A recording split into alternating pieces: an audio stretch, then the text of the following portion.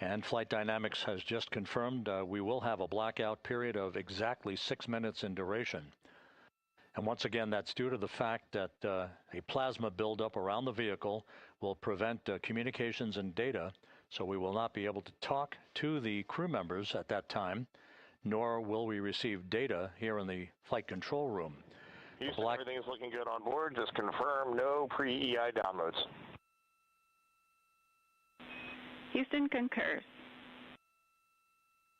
That blackout period to begin at 6:53 and 54 seconds p.m. Central Time, and again will last about 6 minutes in duration.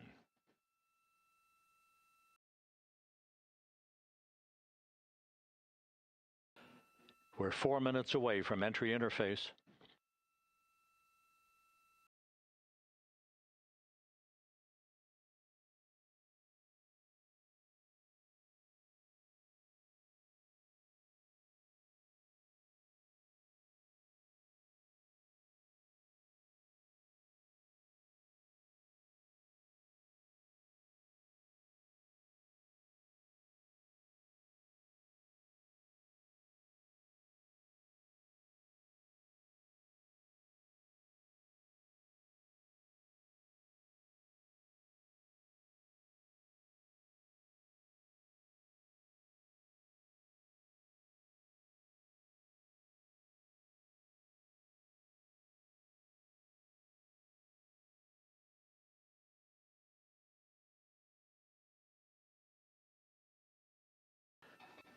This view from Integrity as it crosses from southwest to northeast across the Pacific Ocean, 3 minutes from entry interface.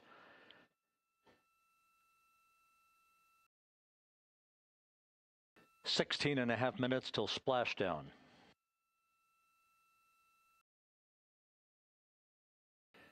The USS John P. Murtha and the recovery team is on station and in position, as are the airborne imagery assets that we hope to receive imagery from as Artemis enters the Earth's atmosphere and through parachute deployment.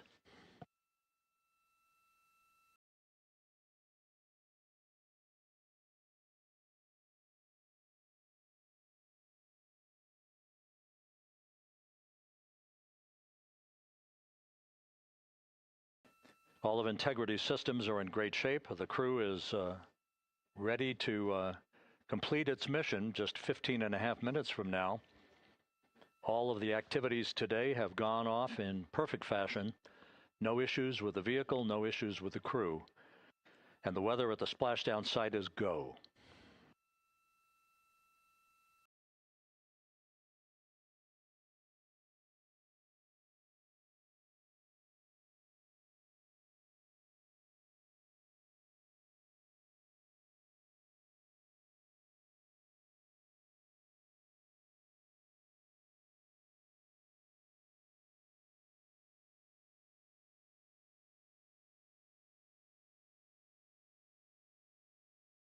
Coming up on 1 minute until entry interface.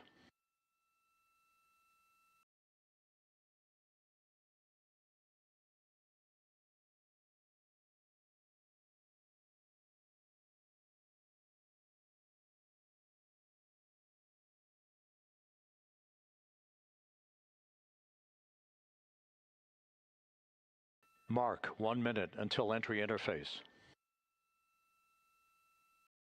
1 minute, 20 seconds until the expected start of our 6-minute blackout. Integrity, 1 minute to a 6-minute blackout. Integrity.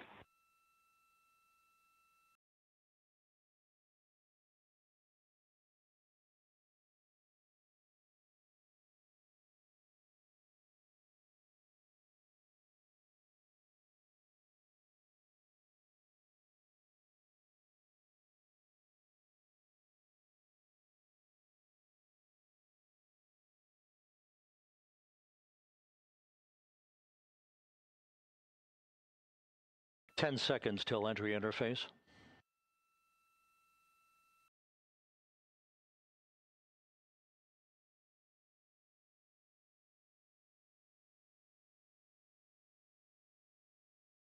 And we have crossed the threshold, now entering the Earth's atmosphere. We're at 400,000 feet, traveling 34,800 feet per second.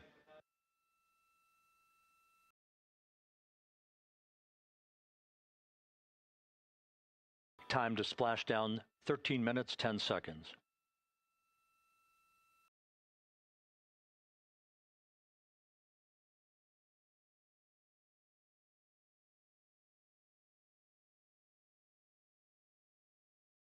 And as predicted, we've entered our communications blackout. This will be a 6-minute blackout period. No voice, no data from the crew.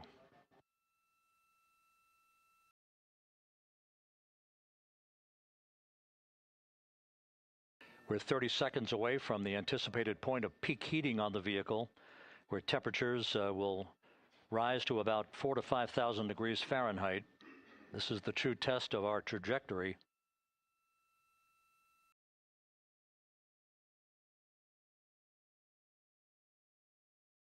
And from the G5 aircraft in the vicinity of the splashdown zone, this view of integrity.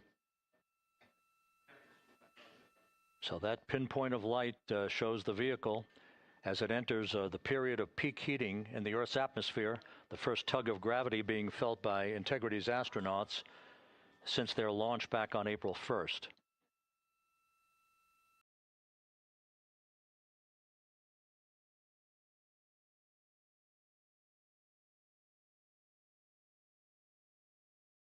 Four and a half minutes until the end of the blackout period. Time to splash down, 11 minutes, 33 seconds.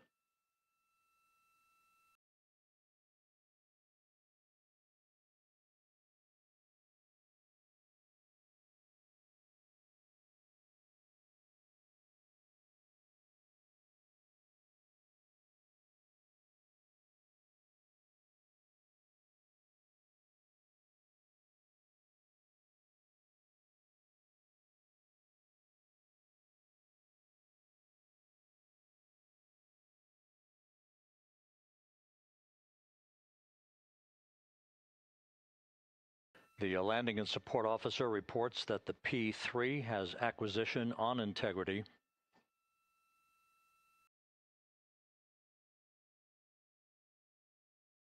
Three and a half minutes left in this blackout period. This is a visualization of the plasma buildup around the spacecraft and the repelling of that heat on Integrity's heat shield.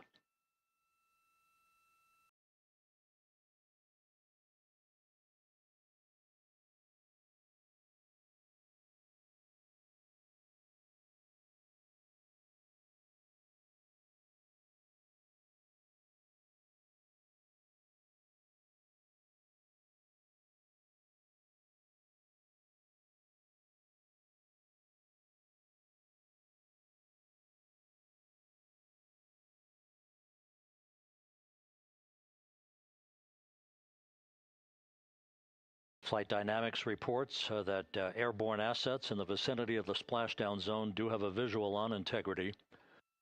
Still 2 minutes and 40 seconds left in our blackout period. Time to splashdown, 9 minutes, 35 seconds.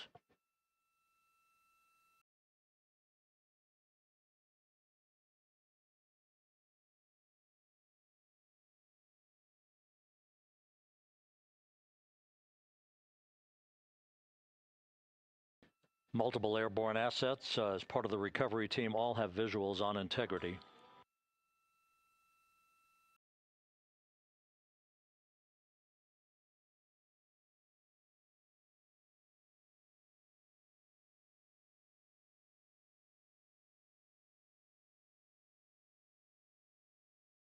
And the WB-57 flying in the splashdown zone also has a visual. And the Navy helos also have visuals.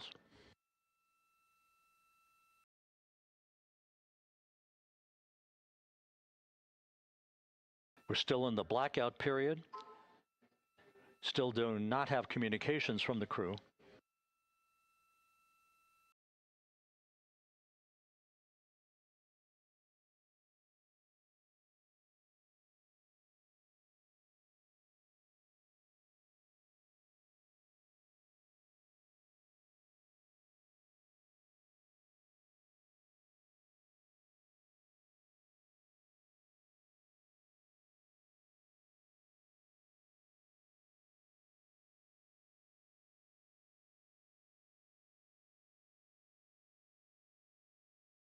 We're standing by for communications from the crew. We should be out of the blackout period less than a minute from now.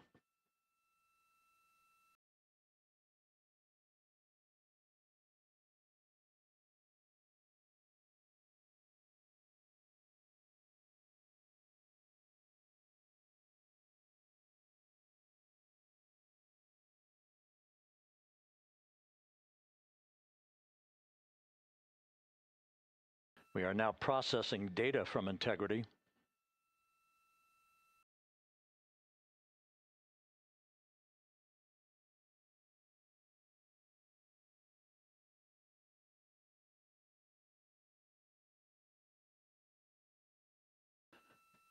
Landing and support officer reports the small boats are en route to the splashdown target zone.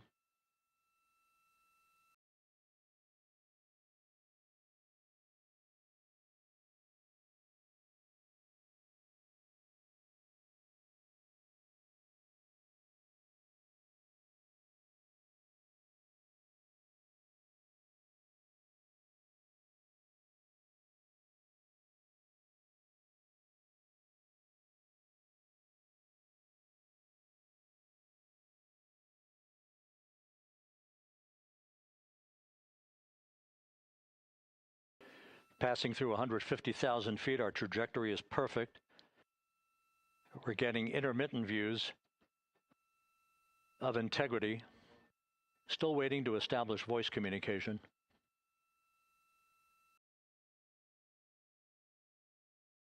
Integrity, Houston, comm check, post-blackout. Houston, Integrity, we have you loud and clear. Your trajectory is nominal, and your recovery teams have visual. Guidance looks good. No action for the enabled internal camera controller fail.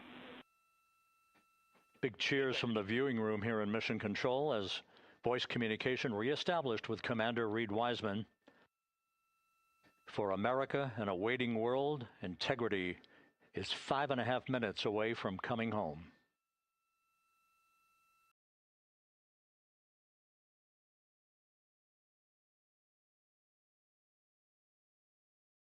Passing 100,000 feet now. Range to splashdown 19 nautical miles.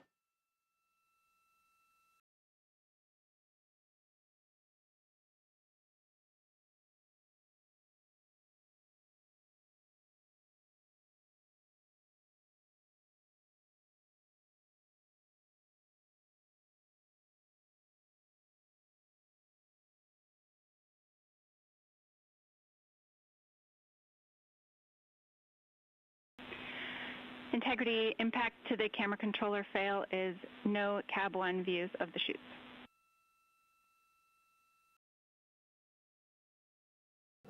Integrity. We're processing good data through the GPS system. A good view of Integrity, time to splashdown 4.5 minutes.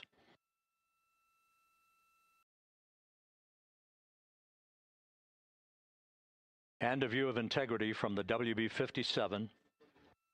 We're at 50,000 feet.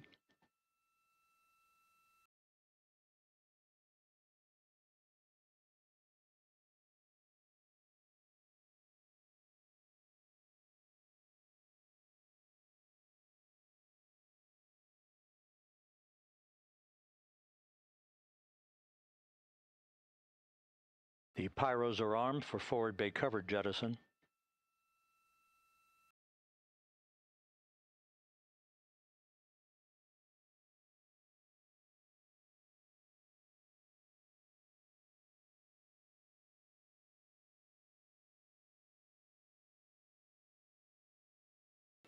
And there go the first series of parachutes. And we're on drogues. And Houston, we're visual 2 drogues out the window. 2 good drogue chutes. Next up. We copy, we see them. Next up, the deployment of pilot parachutes that will pull the main chutes out. Time to splash down 3 minutes and 10 seconds.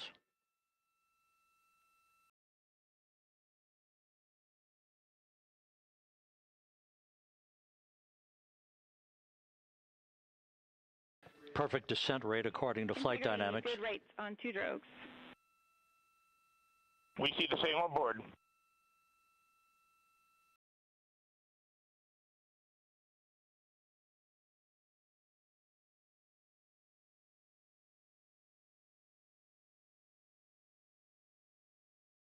Passing through 10,000 feet, still on drogues.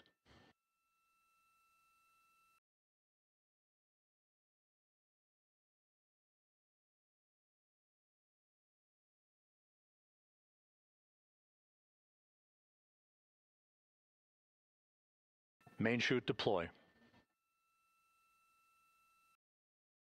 We're at 5,000 feet.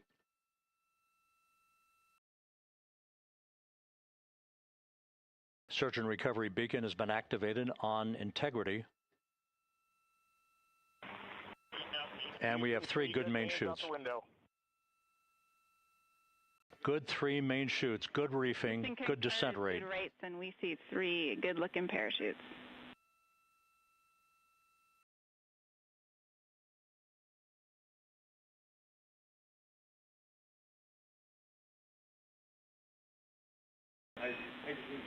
Integrity. Cabin pressure indicates no need for hydrazine checks.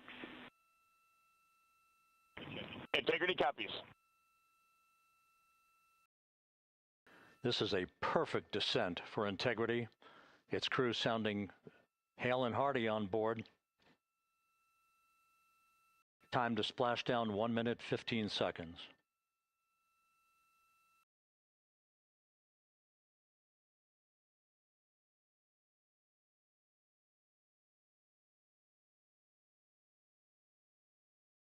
Integrity about to complete a journey spanning 694,481 miles from its launch from the Kennedy Space Center back on April 1st, and a trip around the moon.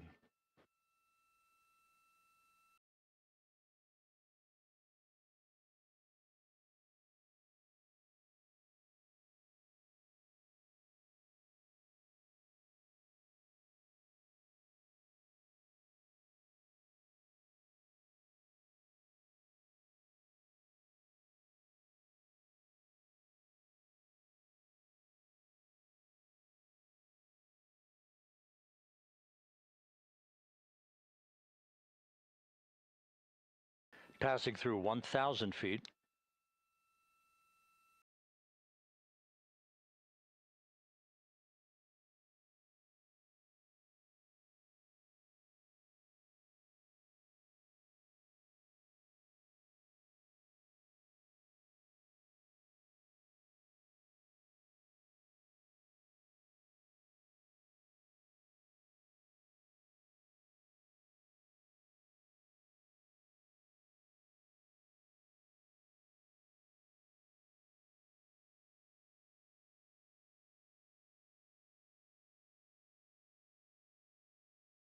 Houston Integrity, splashdown, sending post-landing command now. Splashdown confirmed. Copy splashdown, waiting on VLDR. Splashdown confirmed at 7:07 p.m. Central Time, 5:07 p.m. Pacific Time. From the pages of Jules Verne to a modern-day mission to the moon, a new chapter of the exploration of our celestial neighbor is complete. Integrity's astronauts back on Earth.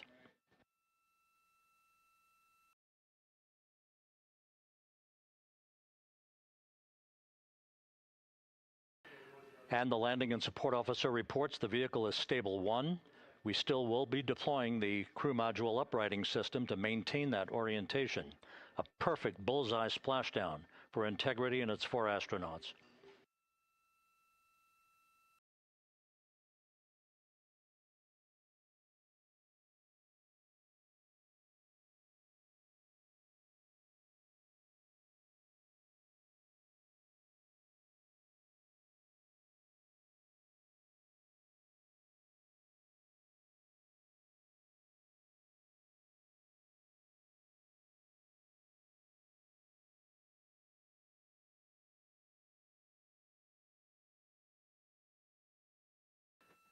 The unofficial splashdown time, 7:07 and 47 seconds p.m. Central Time. We'll get that refined for you.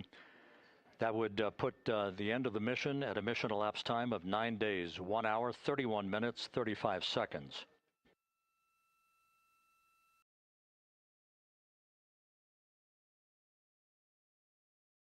And we're configuring for very low data rate.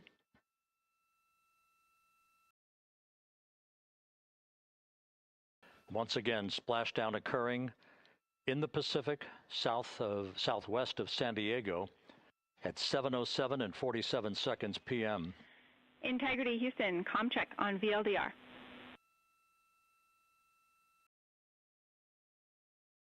Houston, we have you loud and clear on VLDR. How else? We have you the same. We'll meet you over in post-landing. Perfect communications established. A journey. We are stable 1, 4 green crew members.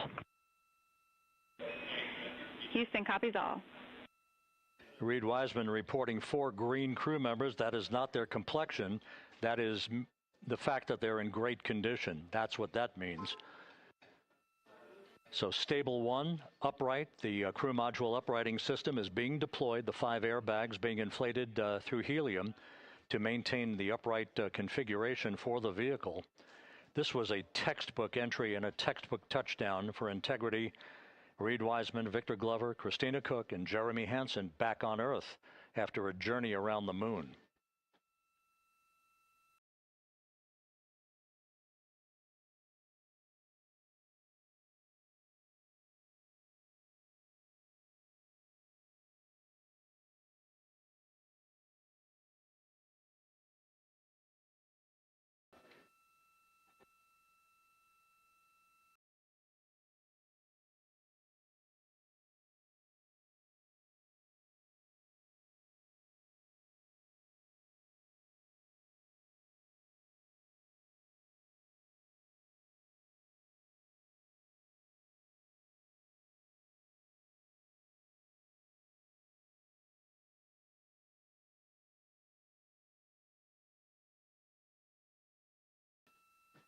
We continue to monitor the functioning of the CMOOS system.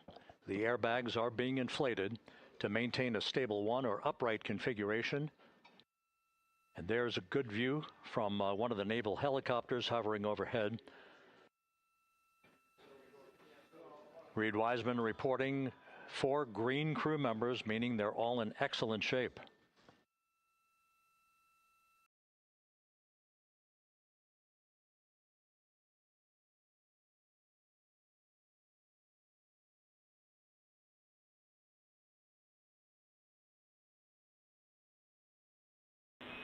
Integrity Houston for SAR beacon and radio. SAR beacon is in for 06, and we're powering the radio now. Go ahead. We see the beacon on. However, the recovery team is not seeing the signal. Your SAR radio uses the same antenna, so you may run into trouble with the radio. Okay, copy. We are also powering up the sat phone now.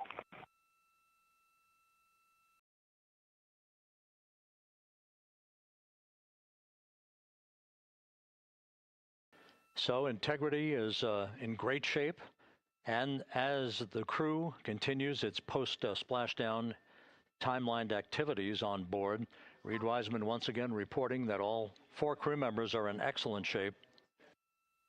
And we have 5 inflated airbags to maintain an upright configuration so that the recovery team can now begin a slow approach to the vehicle. Meanwhile, here in the flight control room, Entry Flight Director Rick Henfling is polling his team of flight controllers for the start of powering down the vehicle after a thorough systems check. We have no toxic gases to be concerned about, so the recovery personnel can approach the vehicle, but not until we have powered down the spacecraft. That's expected to take a few more minutes.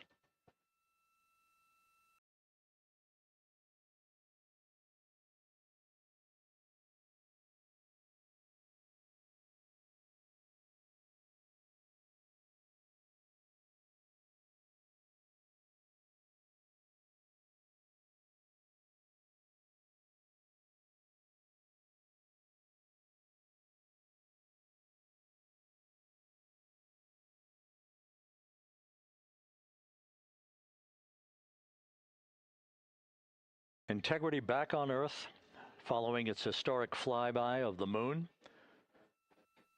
It was, for all intents and purposes, a textbook mission. On 2828, but I'll remain on this frequency. We copy.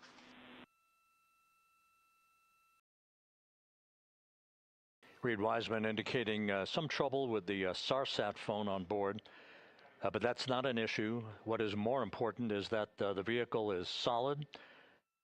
No issues as we begin the power down of the vehicle to begin the recovery process.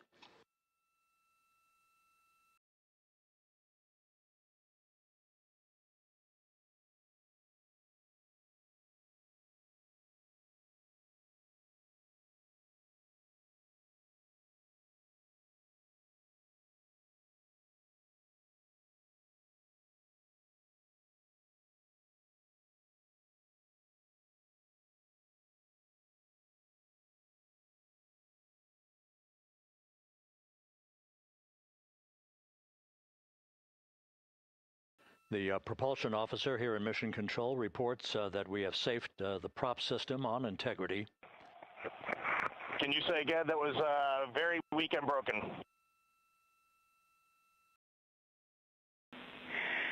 Integrity, Houston did not call.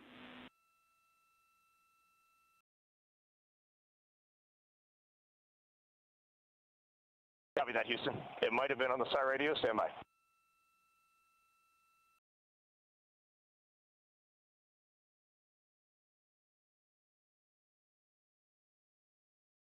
All of the milestones were executed in perfect fashion. Integrity entering the Earth's atmosphere right on time, reaching its peak speed shortly after a blackout period began. We emerged from the blackout period, but the recovery imagery airborne assets were able to pick up Integrity's descent almost immediately through entry interface, tracking the vehicle all the way down. And finally, you saw the sequence of chute deployments.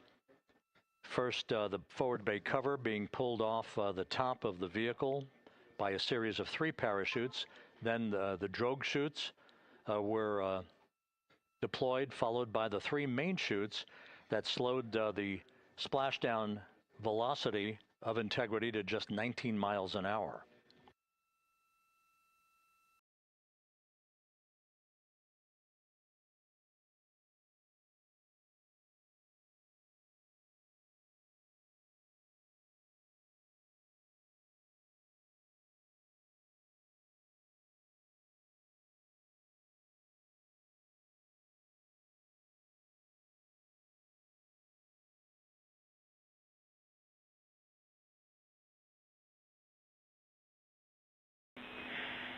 Integrity, Houston, with no joy on SAR and SAT phone, we'd like you to command an additional 15 minutes for a total of 30-minute power down delay.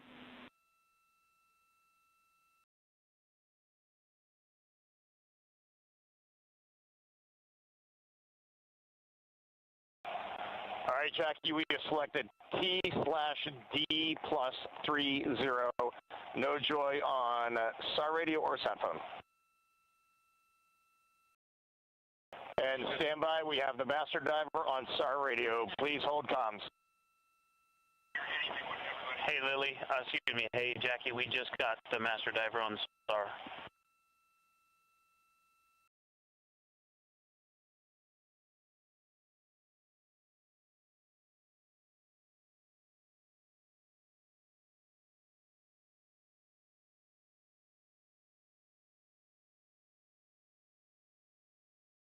A good view of one of the fast boats. Integrity, Houston, if you are happy with your comm with Master Diver, you can go back to the 15-minute power down. Okay, stand by. Yeah, we'll confirm here in a second.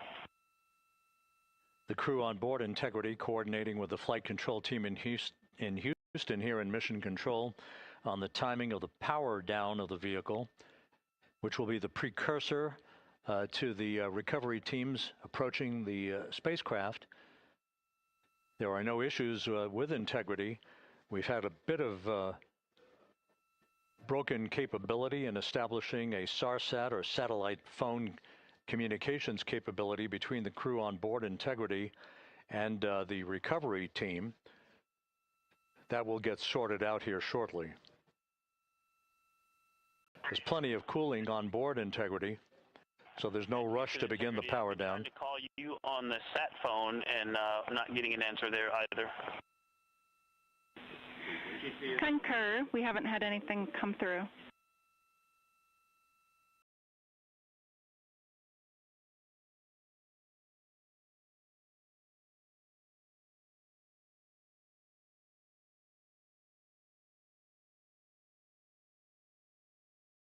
And Houston, if you could relay to recovery that we hear them, but it does not appear as though they are hearing us.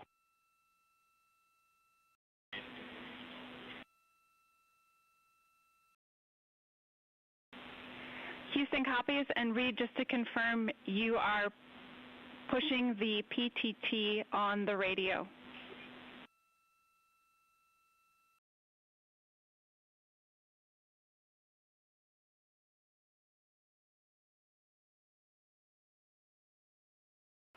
So as we continue to sort out the communications between Integrity and the recovery teams, we are standing by for the initiation of the power down procedures that, as you see, the recovery teams are moving towards the side of the capsule.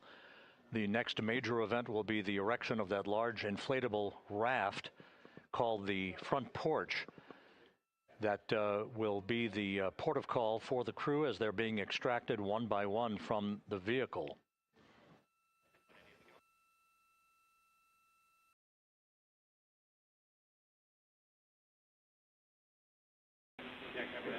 Integrity, Houston, for sat phone, we are going to attempt to call you.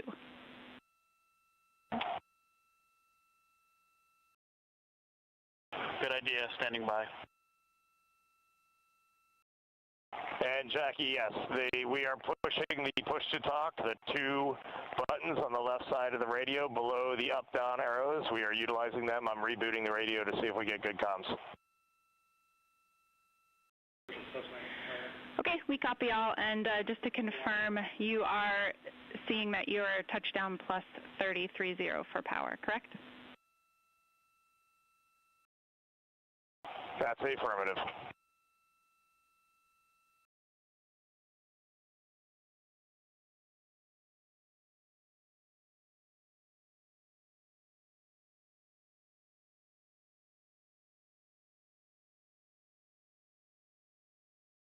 We are trying a backdoor approach to have mission control here call the crew on their satellite phone. This is all part of the coordination for the power down of the vehicle that will initiate the actual recovery operation. The first boats with the Navy divers on board are standing by, waiting to close in on Integrity to begin the process of erecting the large inflatable raft. That's called the front porch. That will be where the astronauts are extracted from so that they can have a few minutes to get their land legs back before they're hoisted aboard the Navy helicopters for the flight back to the deck of the USS John P. Murtha.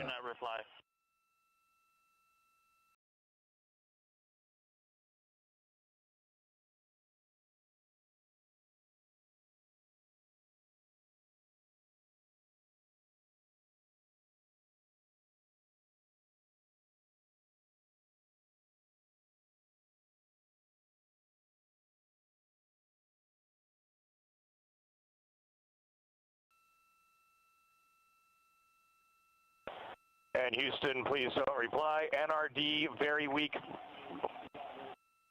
but readable. Master diver, we can hear, but they cannot hear us.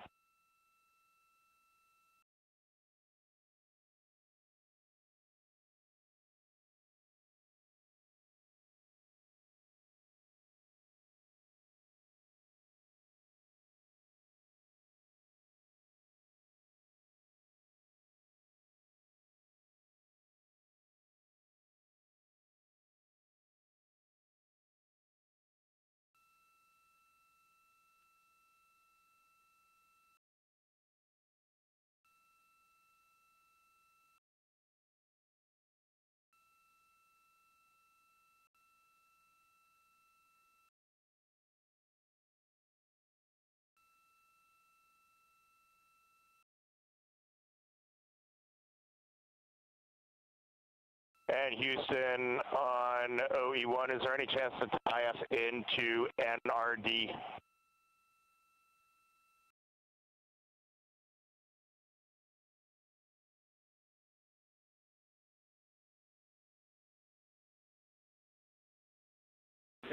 Checking.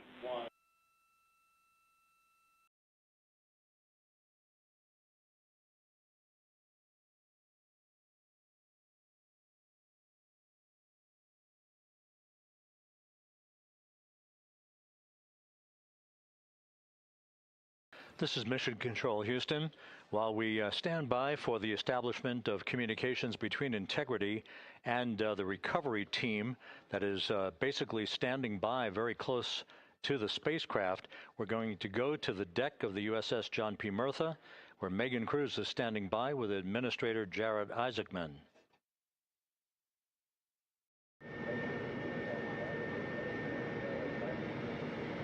Hey, Rob, yeah, just such an honor to be able to be here on the ship, to be able to share and experience this moment with everyone together. And of course, as you just said, yes, here with NASA Administrator Jared Isaacman. Administrator, how did you feel getting to witness this and seeing NASA at its best? Oh, I mean, I'm honestly, I'm still at a loss for words. I mean, you know, like the childhood Jared right now can't believe what I just saw. I mean, almost been waiting my whole lifetime to see this, and then it's NASA Administrator. I just couldn't be more proud of the entire workforce, the years, the effort, the late nights, all the hard work from across the country that contributed to this incredible moment right now. And yeah, incredibly grateful too for our teams here on the John P. Murtha right now. Yeah, look at them behind us here. We got everybody. Hey, what do you guys think? We just brought some astronauts back from the moon, huh? Unbelievable. Thank you. Yeah, so grateful to the Navy, the sailors that are here, the NASA teams. I mean, this is a joint effort that's on their way right now. These recovery forces are getting out to our Orion spacecraft, to Integrity, get our astronauts back on the ship safely. Yeah, and this is not just an accomplishment for NASA. This is an accomplishment for humanity. Again, a historic mission to the moon and back. How does this make you feel, and what do you hope people take away from this? Well, I'll tell you, you know, I think about the crew members that we've all had an opportunity to observe over the last 10 days, right? I mean, they're absolutely professional astronauts. I mean, wonderful communicators, almost poets. But then I think these were the ambassadors from humanity to the stars that we sent out there right now. And I can't imagine a better crew than the Artemis II crew that just completed a perfect mission right now. So yes, it's a huge moment for everybody, right? I mean, we are back in the business of sending astronauts to the moon, bringing them back safely, and to set up for a series more. I mean, this is not a once in a lifetime, which you hear sometimes around here. It's like, this was a once in a lifetime. No, it's not. This is just the beginning. We are going to get back into doing this with frequency, sending missions to the moon until we land on it in 2028 and start building our base. Yeah, are we going to build on the momentum for Artemis III? I mean, it's just around the corner. Absolutely. So, I mean, that's, you know, part of me too. Like, I can't wait to get the crew off of Integrity right now, but also getting Integrity back on this ship so we can start taking a look at it, because all that data is so precious to us right now. I mean, we are going to definitely want to take a good look at the thermal protection system. We're going to want to download all the data they couldn't transmit back to us and use that to inform Artemis III. But we're already making progress, right? You had SRB segments already showing up at KSC. Core stage for Artemis III is rolling out on April 20th. We're getting Mobile Launcher 1 back in vehicle assembly building. So yes, there is a lot to celebrate right now on a mission well accomplished for Artemis II, and at the same time, we got to start getting ready for 3. Amazing. And last question, you know, for people who joined us for all 10 days to see what we can accomplish together with our international partners, what do you think about the fact that we're going to keep doing this more and more and more? It's incredibly exciting. I mean, yes, it's the contributions, like the best and brightest across the NASA workforce from across the country, our industry partners, our international partners. We had a Canadian Space Agency astronaut on board in Jeremy. We had the European Service Module. And you think, in the days leading up to this launch, I mean, 48 hours prior to launching Artemis II, I was meeting with the Italian Space Agency. We signed a memorandum of understanding to build a habitation module on the moon. I mean, you have countries, all of our allies and partners coming together saying, we are committed to this effort, we are returning to the moon, we're doing it to stay, we are building that enduring presence, we are going to master the skills on the surface of the moon so someday we can undertake missions to Mars. It's just an incredibly exciting time, and we're not going at it alone. We're bringing everybody along with us. Absolutely. And speaking of everyone, one more time, we're going to ask the crew here, you guys ready to land on the moon? Awesome. I love that. Okay, well, thank you so much, Administrator. Appreciate you being here. We're, of course, going to stay on to watch the crew get extracted from Orion, so stay tuned, and we'll see you back here shortly.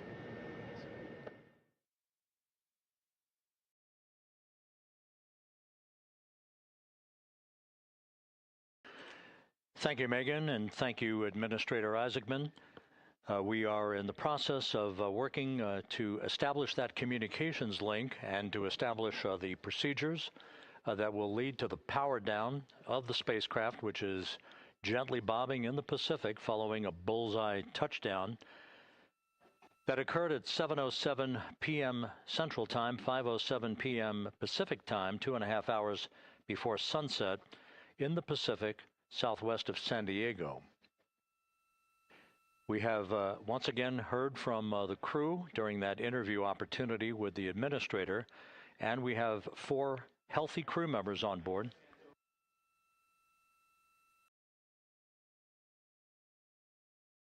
We now have confirmation that the vehicle has been powered down as per the procedures. So we have vehicle powered down, and the flight control team here in Houston, Flight Director Rick Henfling, has handed over mission authority to the Exploration Ground Systems team out in the Pacific. Now, we will physically not get off console with this team until the crew has been extracted into the front porch, that inflatable raft that will be erected along the side hatch of Integrity. So we're standing by for that in the next step in the recovery procedures. But everything is in great shape, and we have 4 healthy crew members on board the vehicle.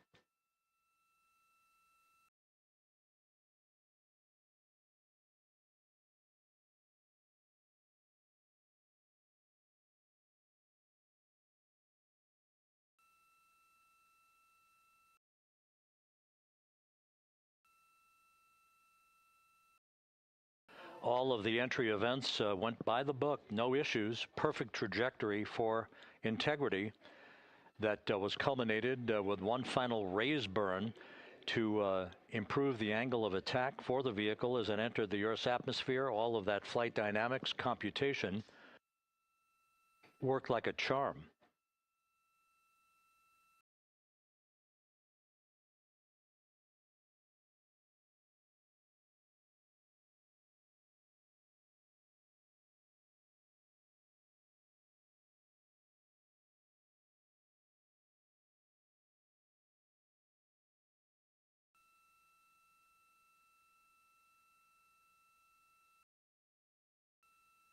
So we are standing by for the recovery team to approach Integrity and begin the process of erecting that inflatable raft called the front porch, which will see the crew members be extracted from the hatch of Orion into that inflatable raft before they're hoisted aboard 2 Navy helicopters in a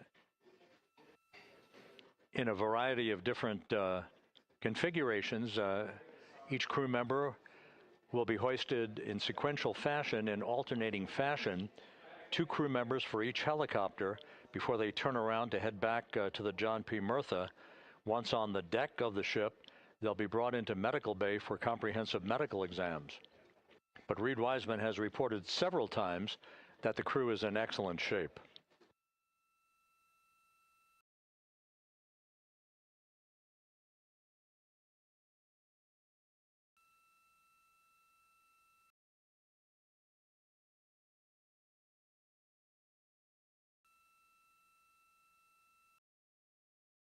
So just to recap, it has been some 26.5 minutes since the splashdown of Integrity in the Pacific.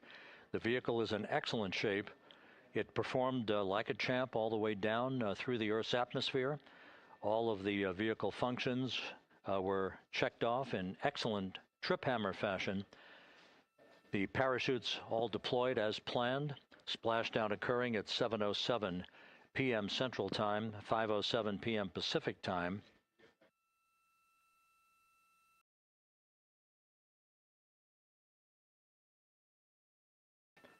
And after a bit of a tussle to try to establish a communications link with the recovery team, we were finally able to run through the procedures for the powering down of the vehicle. We've handed over mission authority to the exploration ground systems folks out in the Pacific, and the recovery team will be approaching the vehicle shortly to erect the inflatable raft called the front porch before opening the hatch to integrity to bring the crew members onto that raft before they're hoisted onto two Navy helicopters, two crew members for each helicopter, before they're flown back to the deck of the USS John P. Murtha.